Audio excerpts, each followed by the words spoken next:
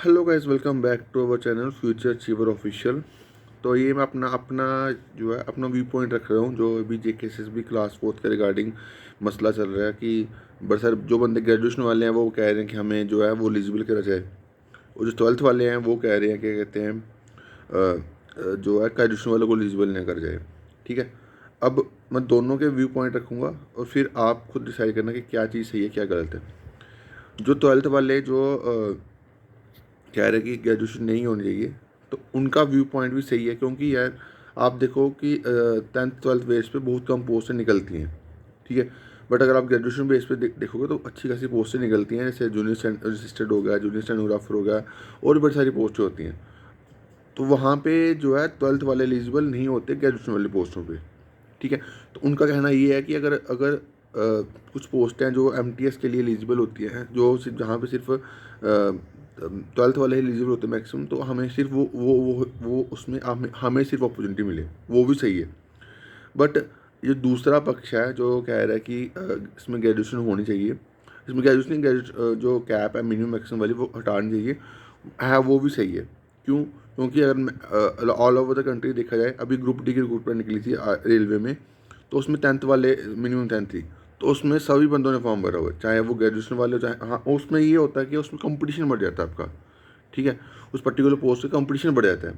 ठीक है, बस ये चीज़ें हैं, बाकी तो सभी सेंटर लेवल रिक्रूटमेंट में, इवन SSC में भी ये चीज़ें होती हैं, और कुछ जो स्टेट लेवल की रिक्रूटमेंट होती है उसमें क्लास 4 में बड़े ये रिक्रूटमेंट होती है, मिनिमम कई बार मिनिमम 8th मांगनी होती है, कई बार 10th मांगी होती है, तो उसमें मैक्सिमम कैप जो है वो नहीं होती। वो ऐसा भी नहीं है कि सिर्फ जो अभी लास्ट रिक्रूटमेंट हुई थी उसमें जो है सिर्फ वही कैंडिडेट थे जिन्होंने क्या कहते हैं वो करी थी, सिर्फ 12th वाले थे। जो मेरे को भी कुछ पता है चीज़ें कि उसमें भी कुछ कैंडिडेट ऐसे थे जिन्होंने ग्रेजुएशन करी थी, वो वहाँ पे एलिजिबल हुए थे। अब वो कैसे एलिजिबल हुए, वो जो है क्वेश्चन का सवाल है। इसकी वो क्वेश्चन जो है वो गवर्नमेंट से करना चाहिए, क्योंकि ऑलरेडी मैंने 2-3 बार देखा हुआ कि GAT ने नोटिस निकाला कि जो भी हायर क्वालिफिकेशन वाले MTS वाले उनको बाहर कर रहे, बट वो सिर्फ नोटिस निकलता है, उसके ऊपर काम नहीं होता। तो अगर अगर ये चीज़ करनी है गवर्नमेंट को, ये चीज़ अगर मिनिमम मैक्सिमम रखना ही है, तो फिर जो हायर क्वालिफिकेशन जो ग्रेजुएशन वाला है वो कोई ना लिया जाए।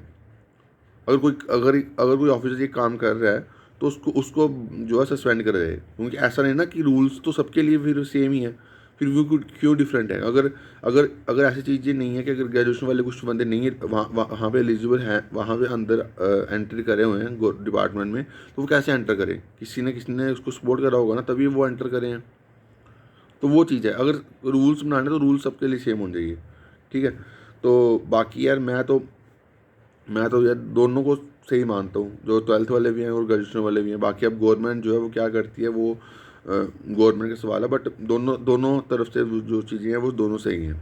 ठीक है, तो अब देखते हैं आगे आगे क्या करते हैं, गवर्नमेंट क्या करती है। बाकी जो भी अगर आपको लगता है कि ये इसमें ये चीज़ नहीं होनी चाहिए, वो जहाँ वो ग्रेजुएशन होनी चाहिए, जहाँ इसकी कैप जो नहीं होनी चाहिए, तो आप उसके रिगार्डिंग आपने MLA से बात कर सकते हो उसके रिगार्डिंग। ठीक है, कुछ होता तो वो कर लेगा वो। ठीक है, एफर्ट करना पड़ता है भाई कोई भी चीज़ करने के लिए। ठीक है, तो बाकी अभी के लिए इतना ही। Thank you guys, love you all.